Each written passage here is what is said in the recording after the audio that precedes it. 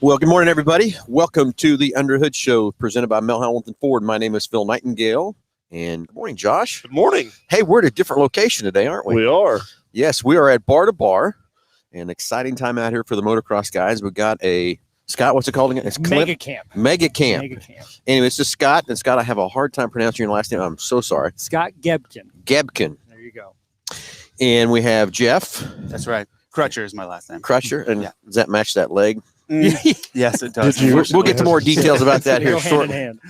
But we're here at Bar to Bar, and Scott is putting on a great clinic to help riders get better, right? Yeah, so this is our fourth year doing this, and we and it's just grown like crazy. We've I think the first camp we did was 3 coaches and it was 20 riders, and then now we're at 4 coaches and right at 60 riders, something like that. Very cool. Roster. So it's grown big time.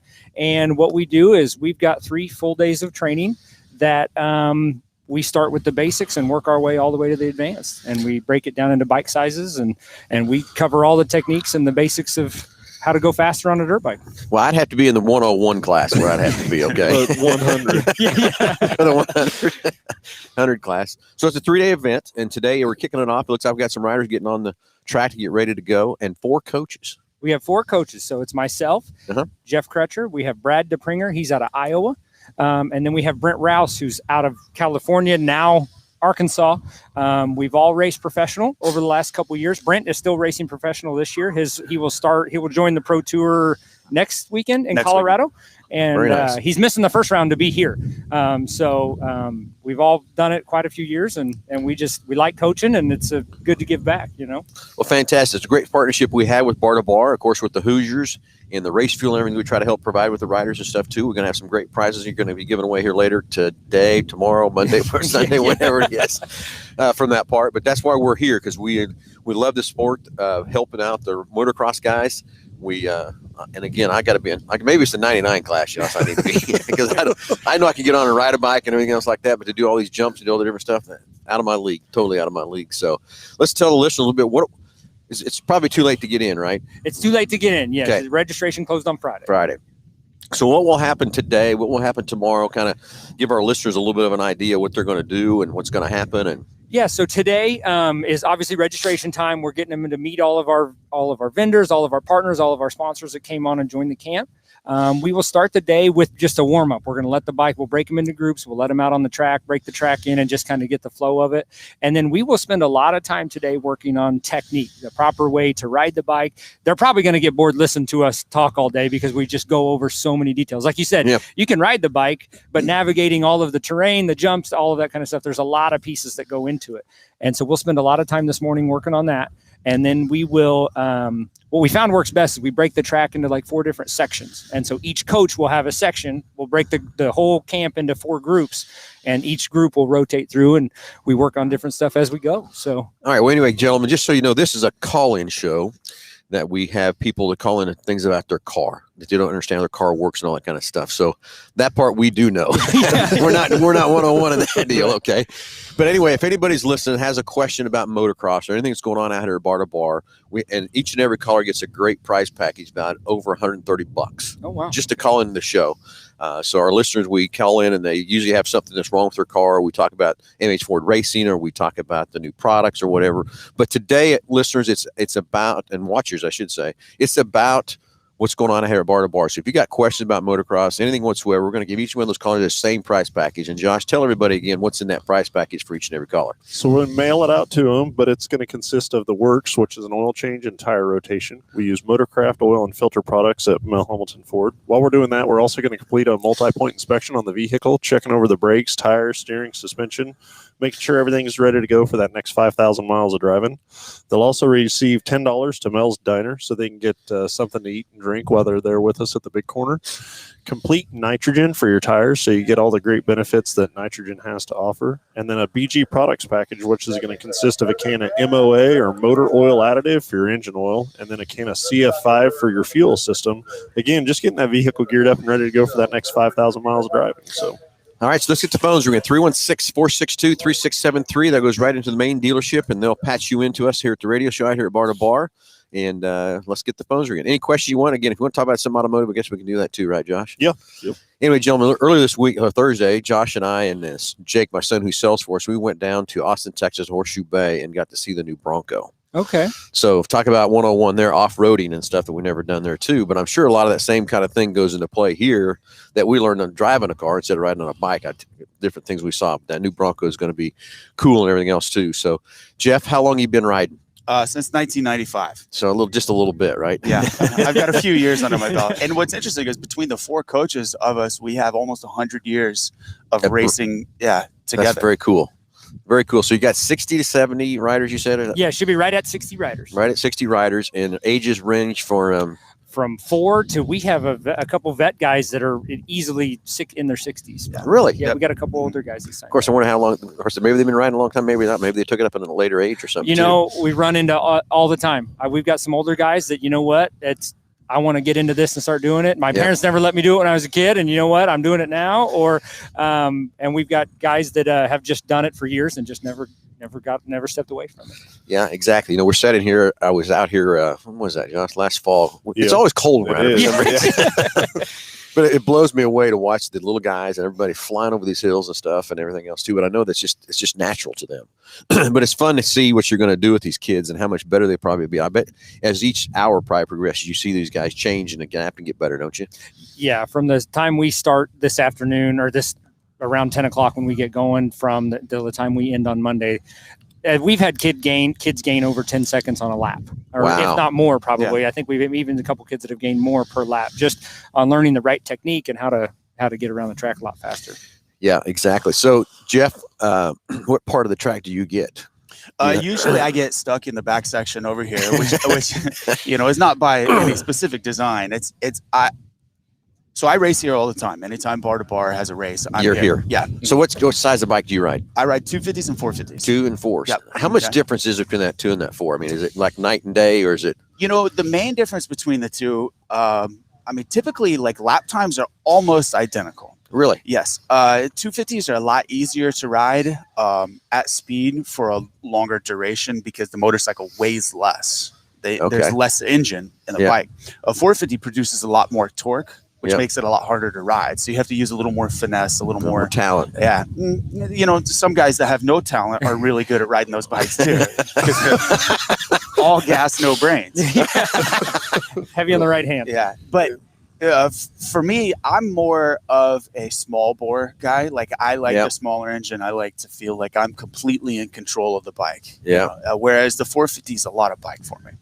But every time that I'm here, whenever we race, I'm always really good in the back section of the track. So that's why you're there, to tell everybody kind of what your technique is and what you do. And correct. Yeah. There's a lot of stuff that's back there. And there's, you know, outside of what we call the 5 magics of the motorcycle, which is the clutch, the front brake, the throttle, the shifter, and the rear brake, is being able to master those 5 controls also while going fast on the track. And there's a lot of times where it's really easy to kind of slouch, you know, because you're thinking about, you know, racing or whatever, you know, instead of constantly attacking every inch on the track. And in that section back there, you know, once we go over this main jump number 2 here, everything in the back, there's a lot of room, a lot of space. A lot of space and stuff too.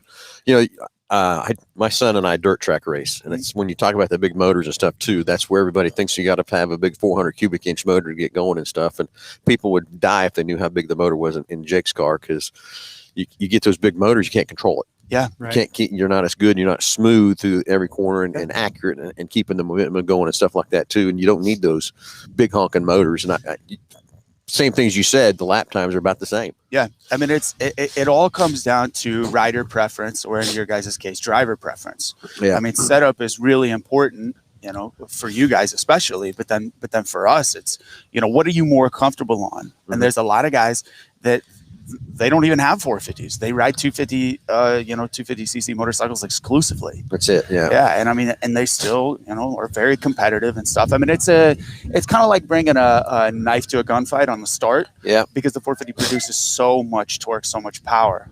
You know, I mean, the difference is, I mean, typically 250s are making what, 45 40-ish, horsepower, and then the 450s are north of 60. So Okay. what's wild though is that like we're almost doubling the CCs. But Doesn't give you double the horsepower. exactly, that's correct. The main difference is the torque. So, guys, we'll come back to this here in just a second, but we got a caller on the line. Oh, that's here. it. So, All right. Jason, you're on live with Under the Hood. Go ahead. Hey, good morning, gentlemen. Happy Saturday to you guys. Thanks for taking my call.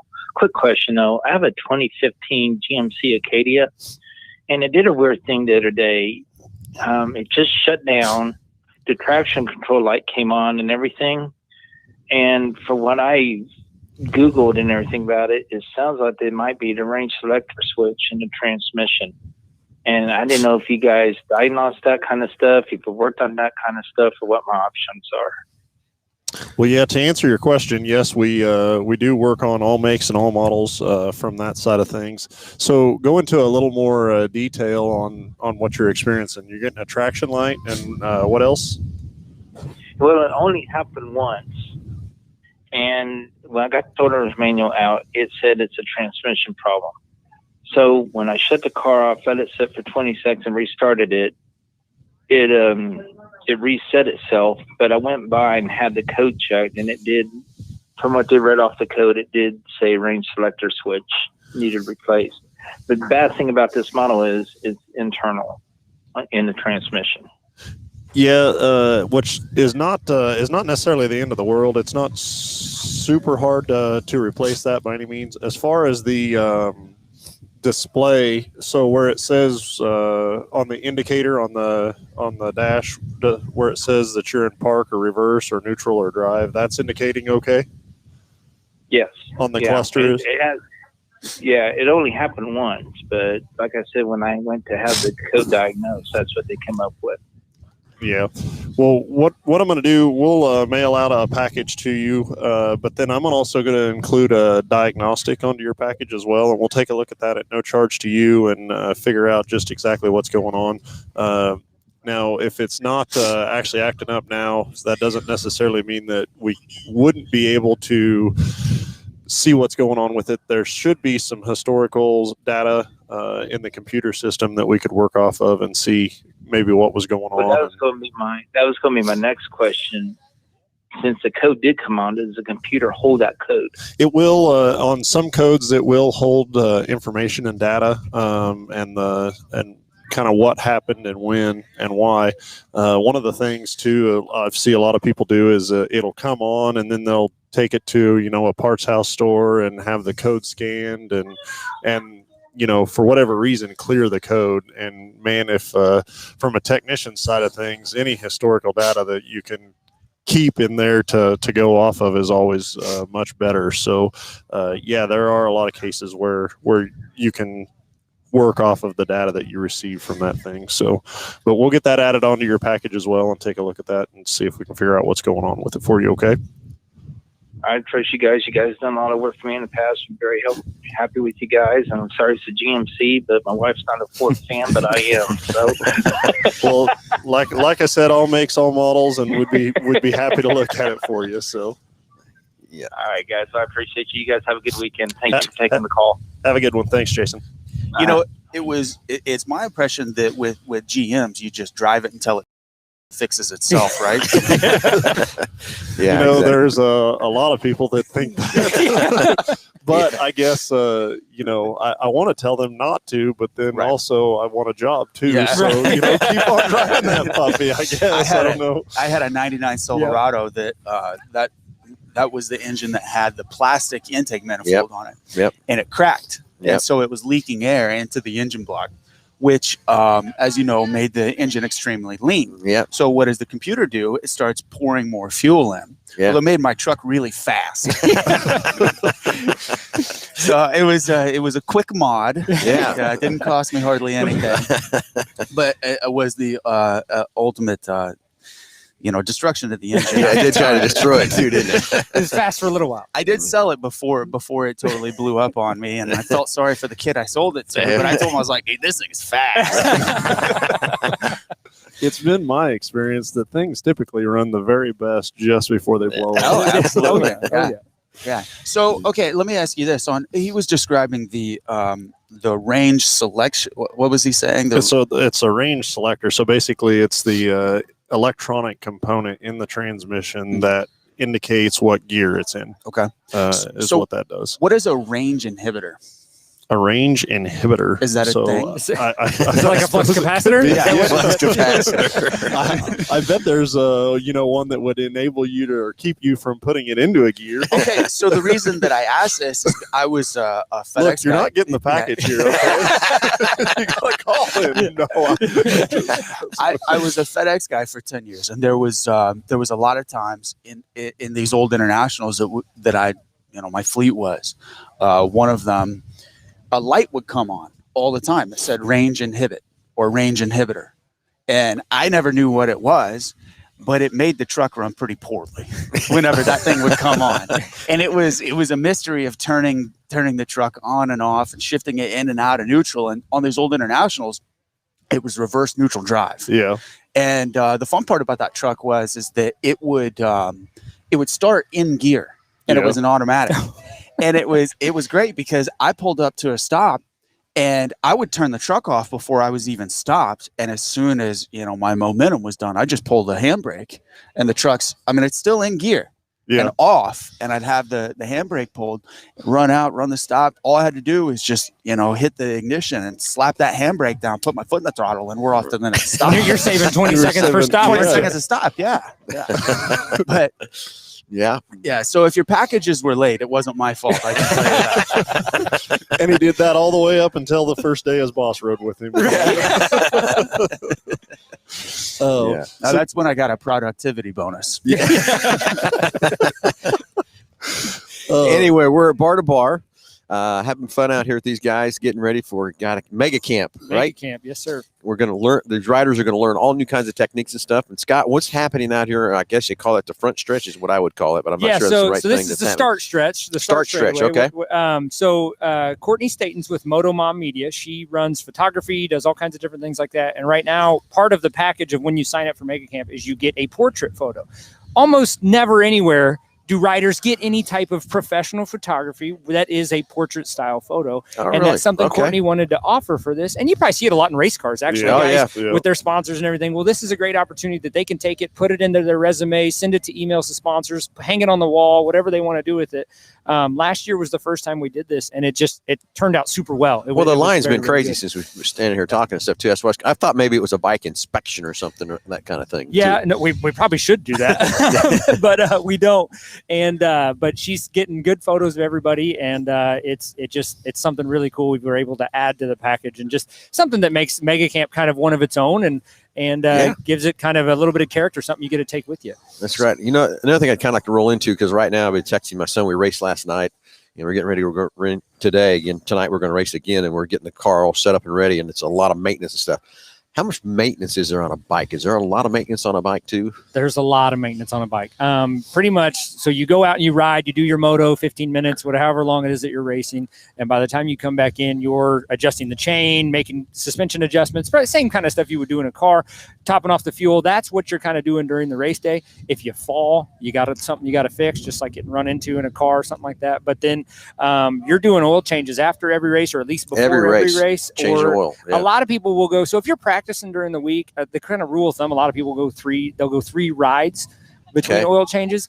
I change mine pretty much every time I ride the bike. Cheap insurance. Insurance, absolutely. And oil's a whole lot cheaper, and it's a lot more accessible than spending $1,000 on a rebuild or something like that. That's like I hear guys race cars and race motors. They'll say, I change every third night or every second night. Every race that plus. Like we got back from last night, it's first thing we put in here and drain the oil. Right, absolutely. And a big part of it too is track conditions. If you're riding a really muddy, deep track where you're just beating on that engine the whole time, you definitely want to take some extra time to go through everything. Okay, so when you go out for a moto, and I'm trying to kind of comparing this to dirt track racing, we go out and do like a hot lap, kind of just warm up and stuff. And we bring the car back in, and we're taking tires off and checking everything over, doing a nut and bolt check. We might even change tires again, that kind of thing. Again, topping off fuel, charging the battery. What kind of things go on in between like a moto? Like you go out and practice, and what happens like your pit stalls?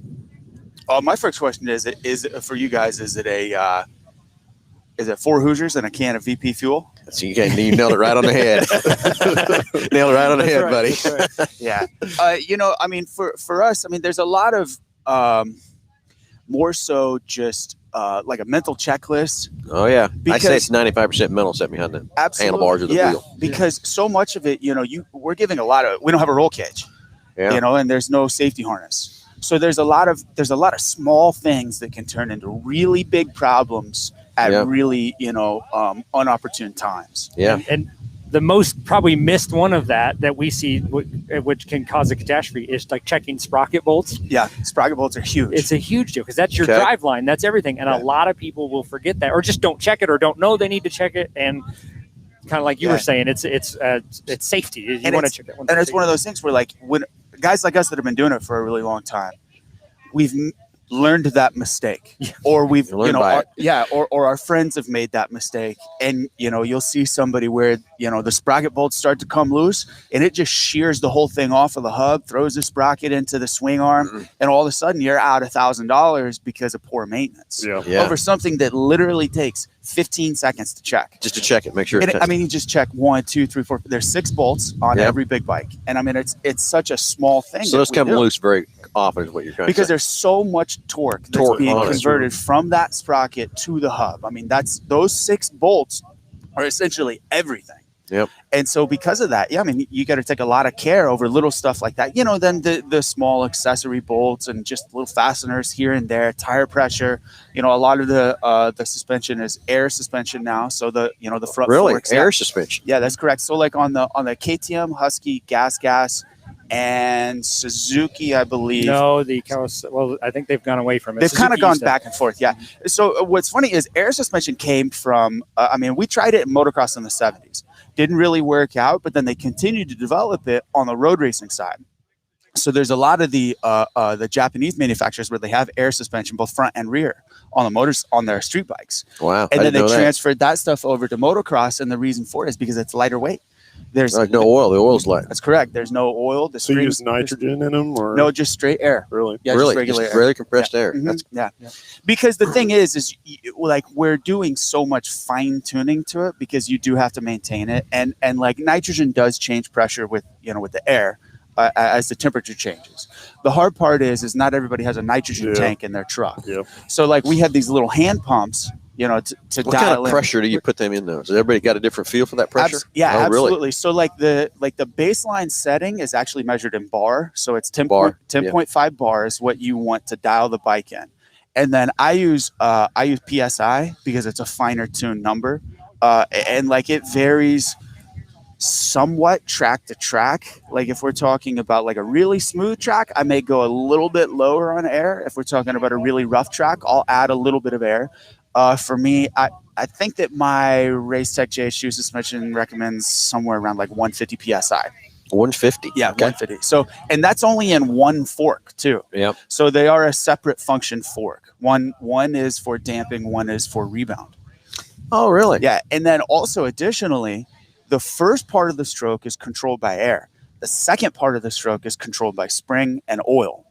And then conversely, on the opposite end, the return back out is controlled by oil and spring, and then by air. So there's 2 different ways that the How it's set up. that the front end. Yeah, See, we on the dirt cars kind of the same way. We run high nitrogen, Mhm. but we have same thing, oil and gas, and Yeah. we do adjust those pressures depending on track conditions, rough, Mhm. hard. And we've gotten to where we just change shocks instead of trying to mess with pressures Yeah, and stuff right, too, is yeah. what we do. But I know that's probably not as easy on a bike, but man, it seems very simple to make a quick adjustment. yeah. I mean, it's as simple as taking off the cap. A WP includes a pump that you attach to the bike, and just give it a couple pumps and reset the air. And I mean, really, it's more or less keeping up with the ambient air temperature and pressure to match, ensuring that you have a steady air pressure. But the thing is with air, you want to have a baseline setting that you pretty much stick to and work around. I mean, Yep. the same thing is like nobody's coming off of the track and thinking, man, I wish I had 5cc more oil in my fork. And you would never take the cap off and put more oil in the fork.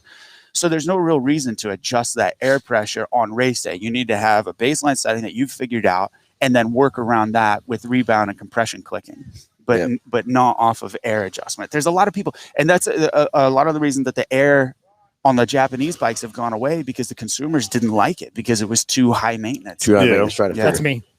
I don't run it. I ride Hondas, and Yeah. we've got a spring fork in them, and I could never get the air to work the way I wanted it to, and it's Yeah. probably because I spent so much time growing up on the spring fork, and then I've tried the air forks on different brand motorcycles, and I could just never get it to work quite right So for me. let me ask you this, because I don't think we've ever talked about it. Was it that you felt like the front was packing? It was a lot of that, and it was just very harsh.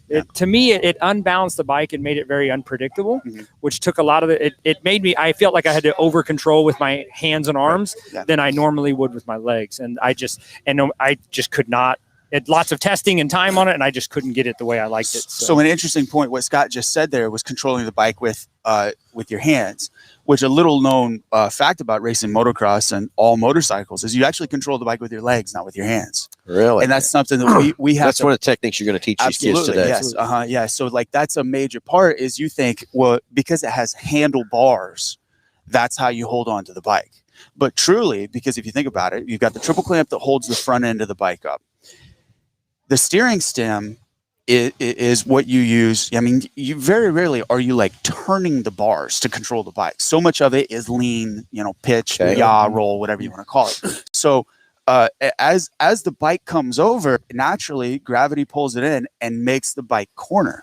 Whereas you don't turn the bars to steer the bike, you lay it over to get the bike to steer.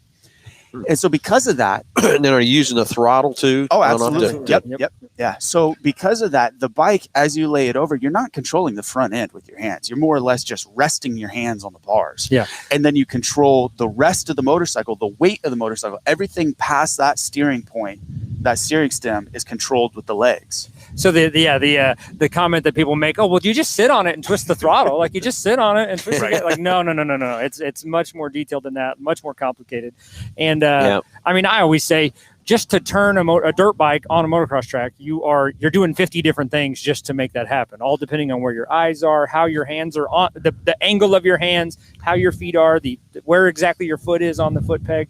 It's all little details, and you have to master these details, the 5 controls of the motorcycle, before your speed really is going to come on. That makes sense. That falls into the question we got here. Actually, it says, when training riders, do you think people overlook the cornering aspect because so many people want to jump for the show? Well, the opposite end of that is corners for dough. Yeah, right. Oh, really? Yeah. Yeah, that's the same. Yeah, jump for show, corner for dough. And cornering is where the races are won. It's the jumps. I mean, there's certain points in skill levels and things like that where jumps do separate guys or do make a difference, but that needs to be last on the list of the things that you work on. Cornering is where you make up your time. That's where you can make passes, all of that kind of stuff, because there's always more turns than there are jumps on the track. Maybe unless you're riding a supercross, a stadium, things like that, but it's still way more important to be getting through the turns and the corners a lot faster. So to tie our two sports together, let's bring up Clint Boyer. Yep. So Andy, his brother, is a really good friend of mine, and Andy has told me many stories about whenever they were growing up as little kids, the two of them would go out riding. Clint was a very active motocross rider. Was he really? Yes, he was. And 10 out of 10 times, Clint had Andy in the corners. Mm-hmm. He was a far better cornerer than Andy was. Andy will jump anything. Yeah, he will. But then Clint, he didn't like jumping. Wasn't a big fan of it. And so that, Andy excelled at motocross, and then Clint got in a car. Yeah. And so he took his cornering experience from motocross and applied that to four wheels. Back in the 90s, I raced against Clint in Topeka. Yeah. In a dirt car. Yeah. Yeah, there you go. Small world, Yeah. too. Yeah. So, But to this person's question is absolutely. I mean, it's 100% corners, and like Scott said, and a little known thing about motocross is rear wheel steer. Is so much of the bike is controlled with the rear wheel and with the throttle. So the more of an ace you are with throttle control, the faster you're going to be able to go on the track, just out of smoothness. Yep. And it's really not that different from racing. Think about how you control a jet ski. Okay. Is you can turn the handlebars, and the thing if you're not on the gas, It ain't you're going. just going to coast forward. Yep. And similar with learned that motocross. the other day. And so similar with motocross is there's so much rear wheel steer of compacting the bike down, because the lower the bike is to the ground, the more steady and controllable it is. Whenever you let off the throttle, the bike unloads. Same thing with a car. Same with the dirt car. Yeah. And so because of that, you have to, I mean, like, and a big thing, Scott, got on me about this. I attended one of the schools because, again, even as a pro rider, you still need constant coaching. And it's a constant training thing, isn't it? Oh, it's about absolutely. everything. Absolutely. And I don't care what industry you're in. We talk about our techs, we talk about our salespeople, we talk about even Jake in the dirt car. Mhm. It's constantly training. I mean, think about Major League Baseball players. Yeah. How many coaches they have, Yeah. throughout their career. You're always being coached. Like, it never ends. Right. And a big part of it too is a lot of people will overlook the cornering aspect because it's not that fun. Like, it's jumping stuff is way cooler. You know what I mean? You feel way cooler. It's a little bit more of an adrenaline bust when you're jumping 100 feet or whatever. But the cornering, it's so detailed and it takes time and effort to get it right. And a lot of, we're motocross riders. We're kind of all over the place. You know what I mean? There's a lot going on. And so, getting guys to calm down and get those details dialed in when they just want to hammer the gas or go jump the big jump. A lot of when they're younger, you notice it more where they just want to go instead of, hey, we gotta bring it back a little bit. Let's get this technique dialed in, and then next thing you know, you'll be jumping and have way more control and be a lot faster. And to that point, one of the things that we really have to stay on top of our riders here at the Mega Camp is, really pulling back the reins on them and saying, hey, you guys, we got to pump the brakes because we're here to learn. Mhm. We're not here to go fast. Whenever you learn today, you'll take that and apply that to race day or practice day or testing. To get faster. And then you'll get faster by applying these techniques, these new ways of riding that we're here to instruct. Yeah. And it is a bit of a controlled chaos is getting guys to just pump the, I should say guys and girls, because we have lots of girl riders too. But it can be difficult at times getting people to just take a step back, ride at 80%. Yep. And and like what Scott said, it can be hard to get people to focus on the corners because that is where the races are won and lost. But it doesn't look cool. I mean, let me put it To this us, way. it does. No guy has ever made a match on Tinder from photos of them on a corner. It's always the jumps. It's always the jumps. That's right. Anyway, we're at bar to bar. Talking with Scott. God, I'm so terrible. Gebkin. God dang it. Sorry. We'll get there. It's all We'll right. get there. And Jeff, I forgot your last name. I'm terrible. Crutcher. Yeah, Crutcher.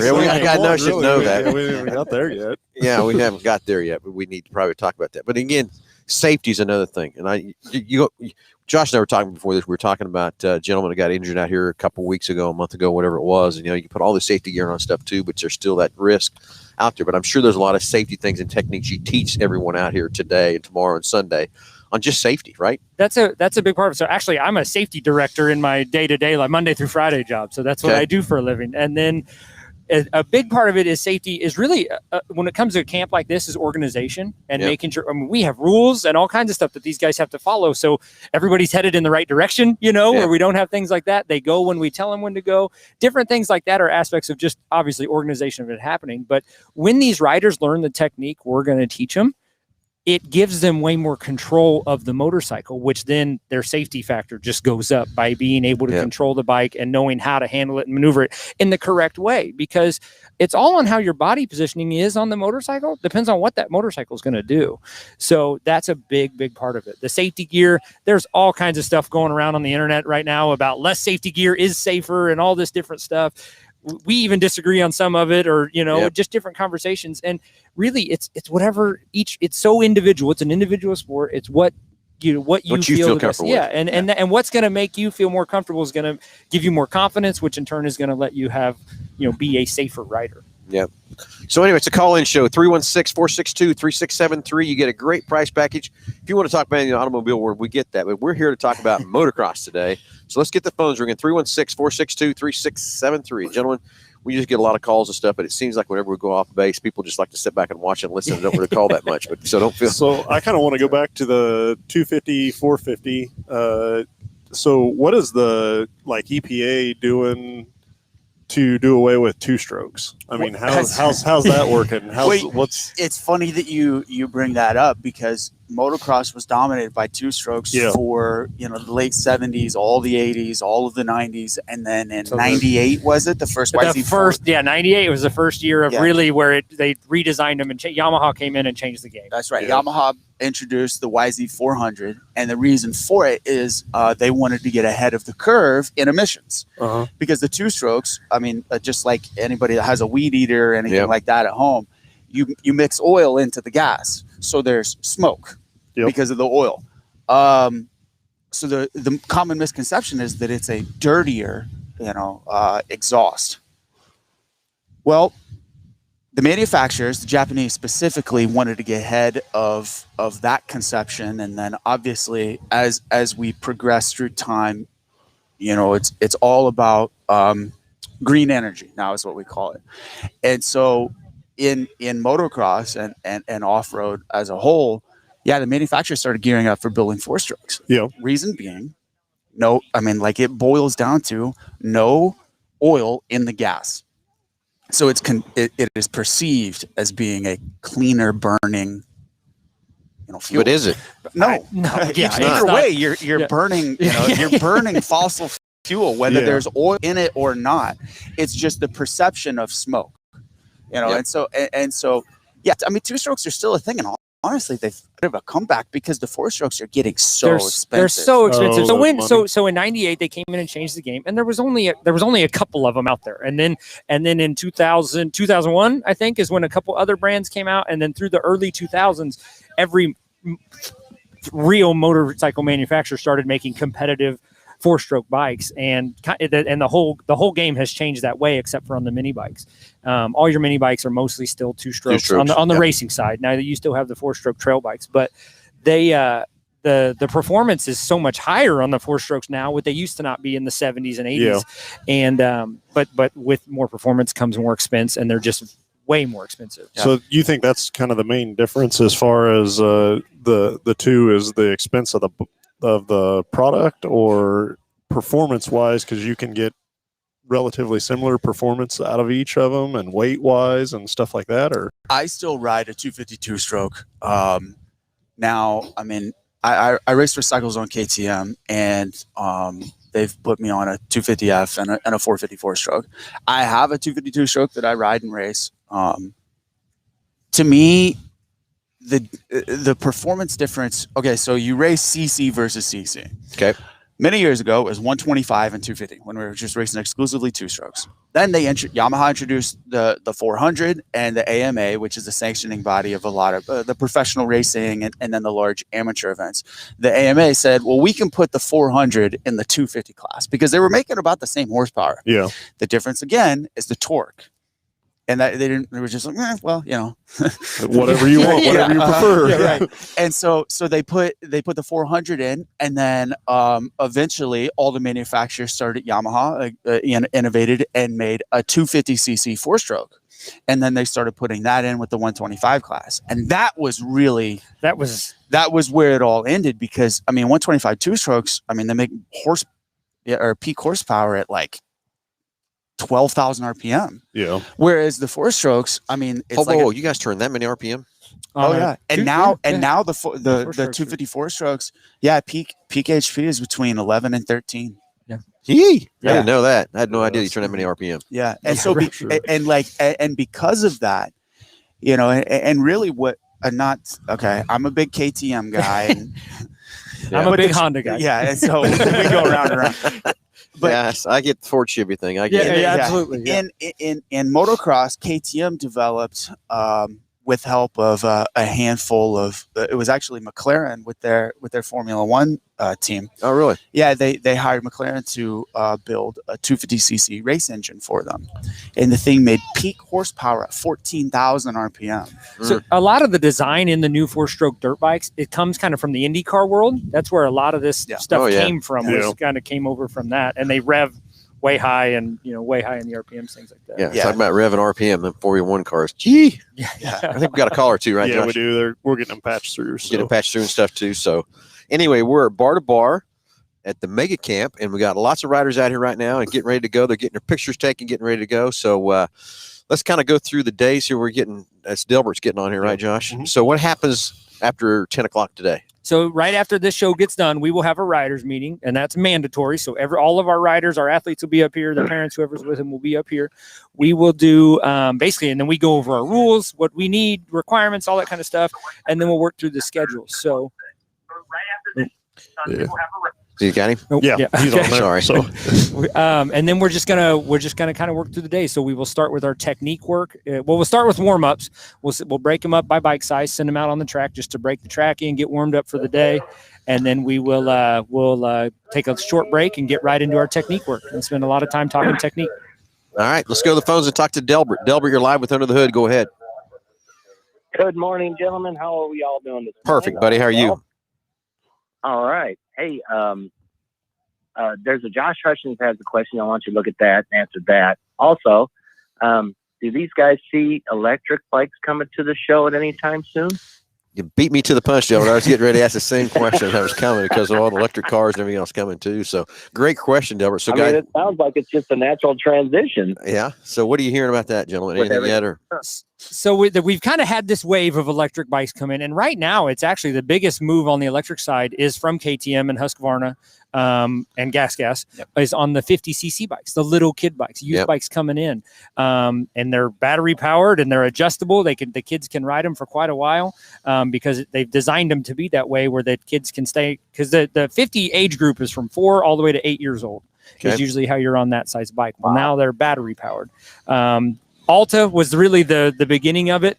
They made a full size electric bike. I actually never rode one. You rode them. I got to ride the Alta actually out here, and then really? Yeah, and then B's Moto Lab, who is a KTM dealer here in we know Brandon very well. what is the name of that town? Anyway, I know it's in Wichita, but it's in a neighborhood. But yeah, I rode Brandon's Alta out here, and I mean, so many people are like, well, motocross is so dependent on the sound. Which, I mean, to an extent, like whenever I watch Formula E, I'll put some music on while I'm watching the races. And then obviously Formula One and Indy, the engines are their own, it's their beast. own. Right. Yeah. Yeah. And so because of that, so many people in motorsports are afraid to transition because we're going to lose the sound. Oh, I'm with you. But when we lose the sound, what does that mean? We get to be closer to town. Yeah. This is kind of an anomaly with how close we are to the city here. Where Bar to Bar's at, Yeah, but imagine if we could have this in the heart of downtown, the same way that they do, the Honda IndyCar race at Long Beach. Yep. But imagine if we could do that every weekend. So there was a big push for That electric. brings up another question, guys. Where is Bar to Bar? In Mays, just north of Get town. that address out there. Get people out there. Yeah, we're on the corner of Ridge and 53rd or 63rd. 63rd. 63rd and Ridge. 63rd on and the Ridge. north end. Right next to the drag strip. Right next to the Kansas International Dragway. Yeah, correct. I Anyway, mean, for those that have never watched motocross, it's really fun to watch. I mean, just go out there and take a gander at it. Get used to it. It's fun. yeah, These we guys had. really work hard to bring you an entertainment show that is just awesome. Yeah, and motocross is a spectator sport by all means. And what's cool is much like a soccer game, you don't really have to know what's going on. You just come out, watch, and see people do some cool stuff. I Much take like a notes of that. I was a soccer referee. Yeah, it is. Like I You said, my do have first. to know soccer.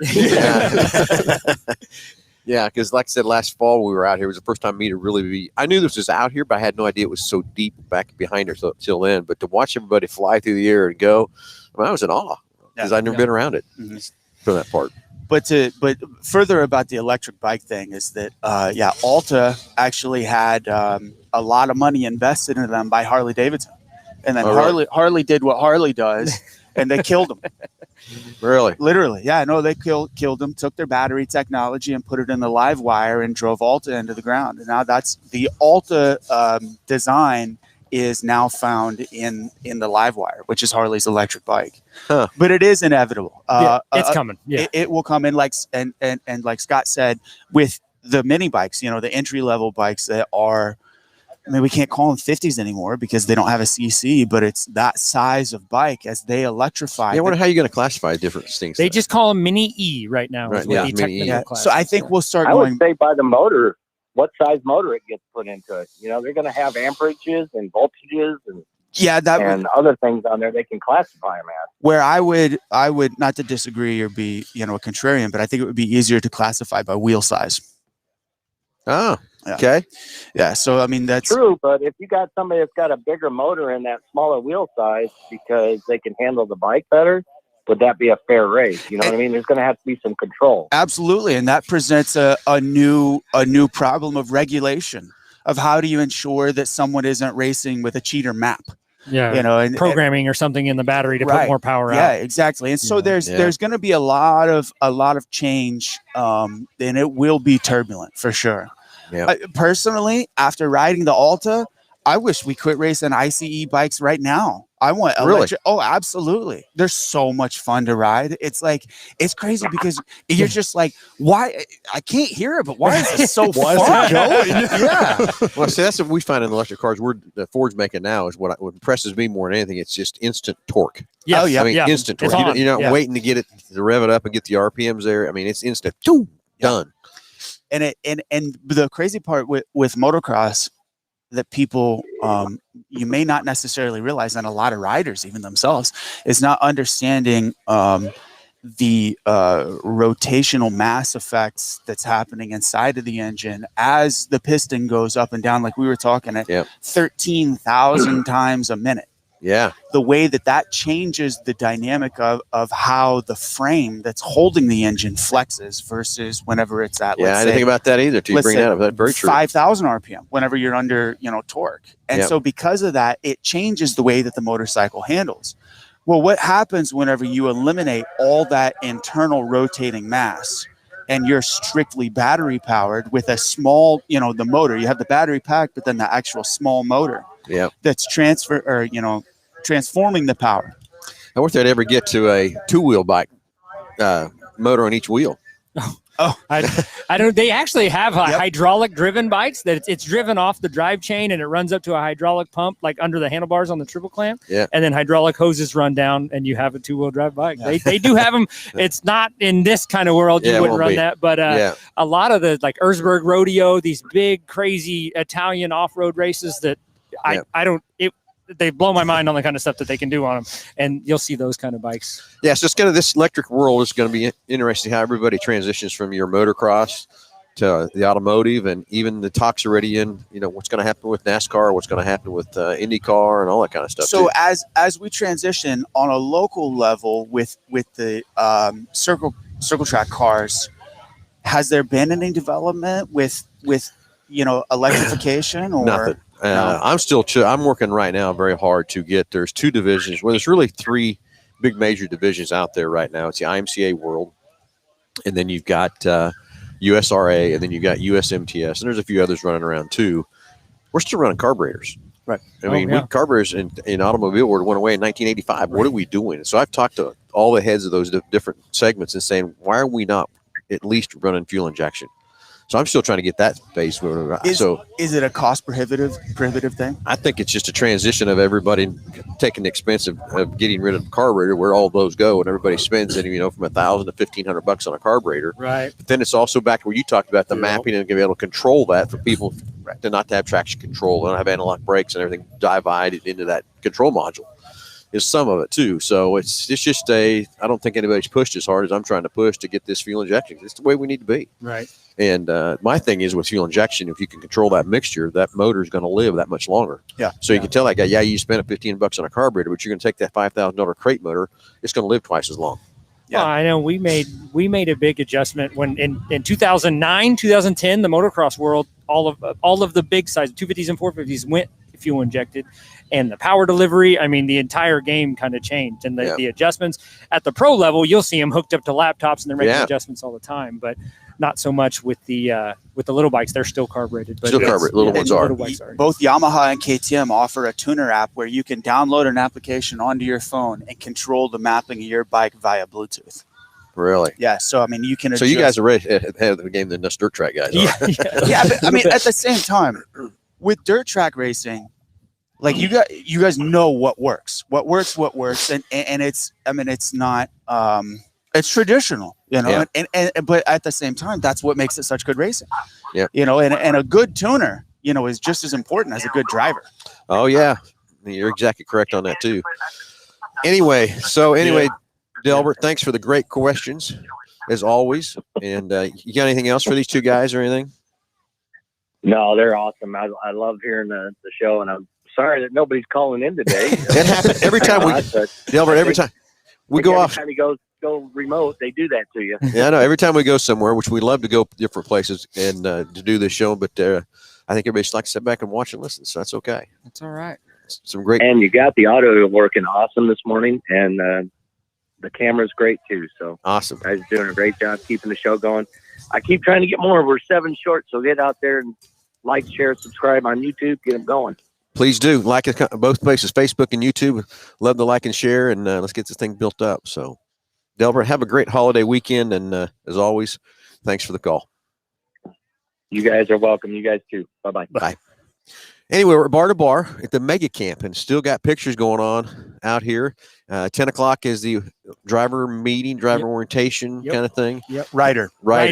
Yeah. Well, sometimes we call Not him a the pilot, whatever. You know, we'll do just pick a name. The jet pilot. Yeah. The jet pilot. I mean, it's kind of interesting to think about. Like, these things essentially are rockets with a handlebar.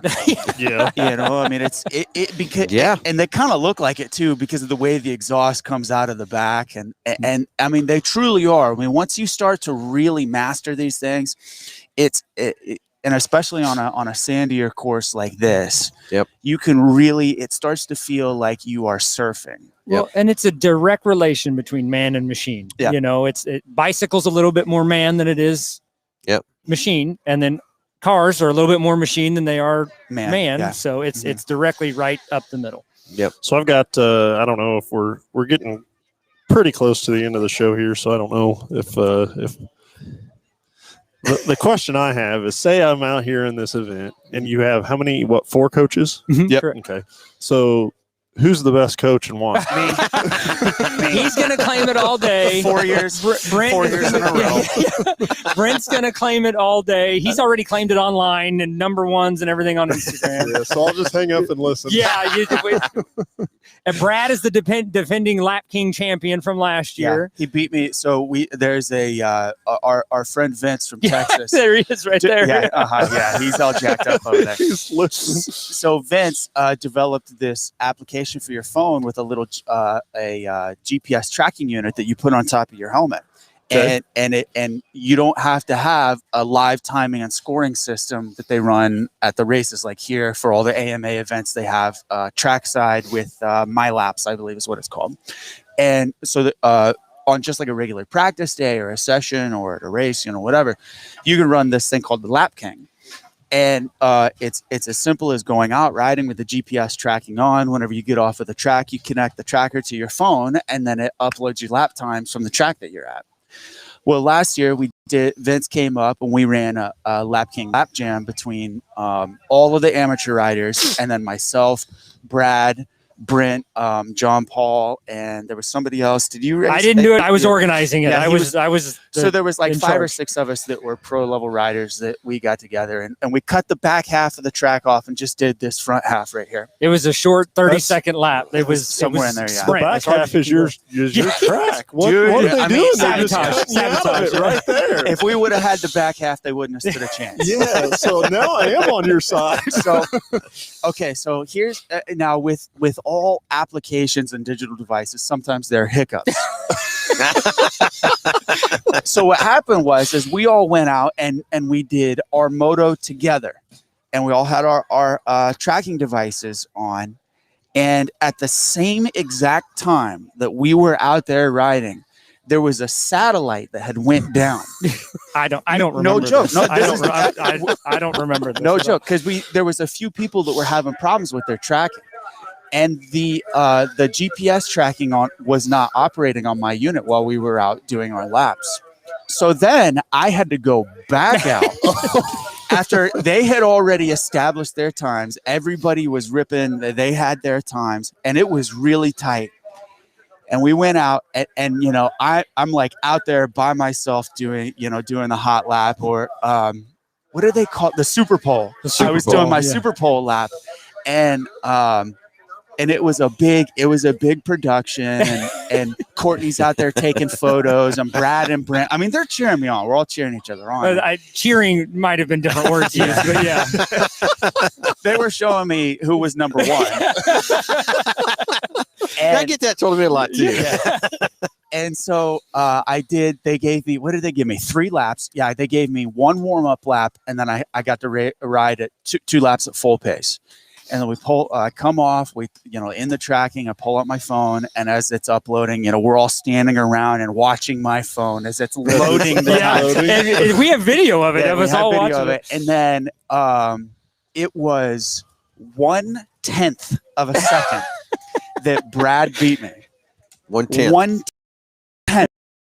Yes. So if you can imagine in ghost games and simulators, if you can imagine the parallel. That was the squeeze of a clutch somewhere. Yeah. That was just that little tiny bit. one knob slip of the difference. Yeah. On all this track, Brad beat me by 1/10, and then it was a big hoopla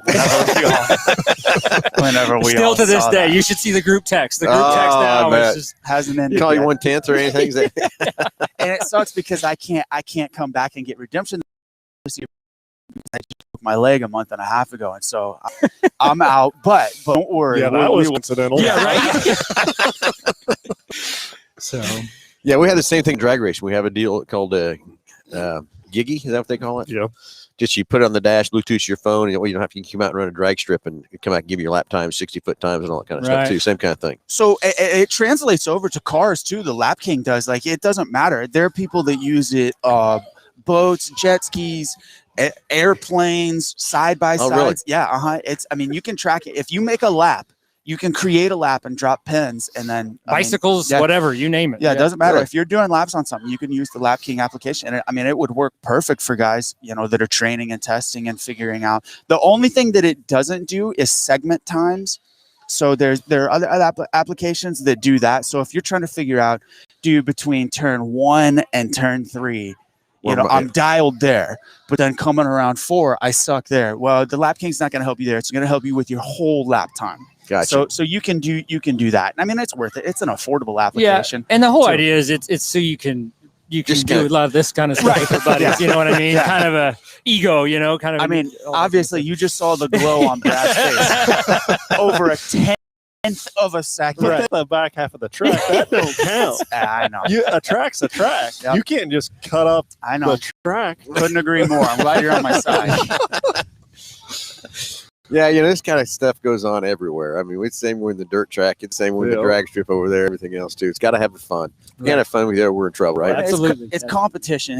And whether it's competition, whenever we're actually green flag to checkered flag, or it's competition over, who can do the coolest wheelie or whatever it is. Right. Or what we like to do, we do this thing tomorrow in the Innovative MX Olympic Games. Which is the awards provided by Mel Hambelton. Yeah. So tomorrow we're going to do a slow race, which is I am the defending world champion of slow racing. Yeah. So the catch about slow racing is we mark off 100 yards or something like that. It's not even that far. Yeah. So we have a starting line and then a finish line, and it's roped off to where you can't zigzag, and whoever can get to the finish line last without putting your feet down, without killing the bike, without going outside of the boundaries of your lane, that's who wins. Yeah. And what's wild is the first year. I was just getting ready to bring it up. The first year that we did the mega camp here, I was talking all this game about how I have beat everybody, and it was whenever I was growing up, trained with national champions Ryan Dungey, Trey Kennard, the Wharton brothers, so on and so forth. Sorry, let me finish telling the story. Okay, get the story down. We got stuff to do. We got to get this going.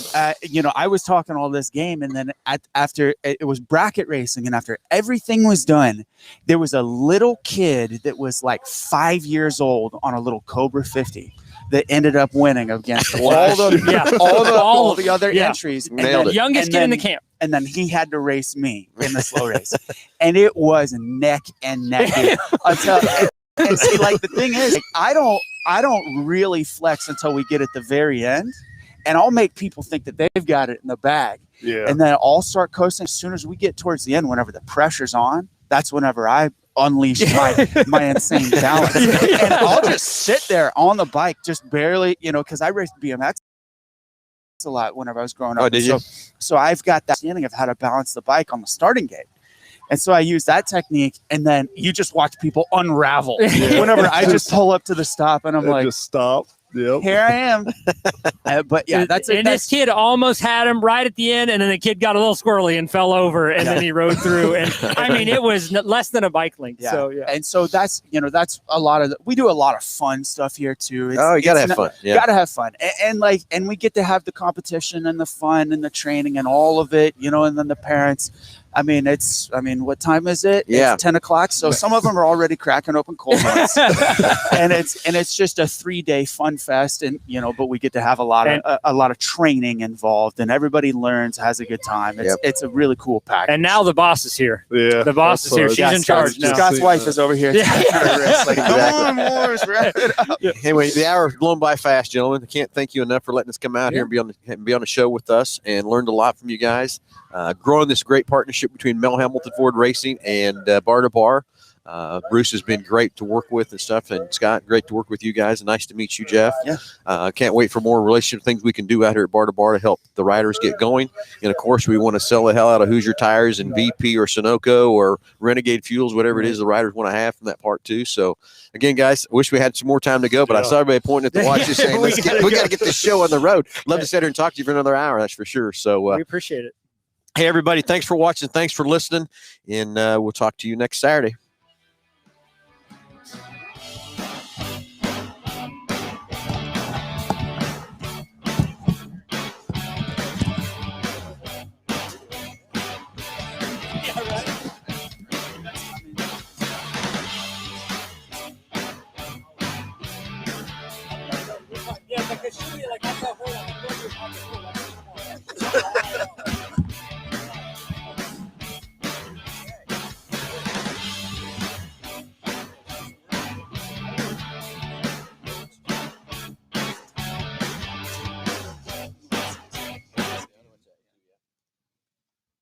I'm a Lawrenceit now. Gotcha. This is quite the setup you have here. It's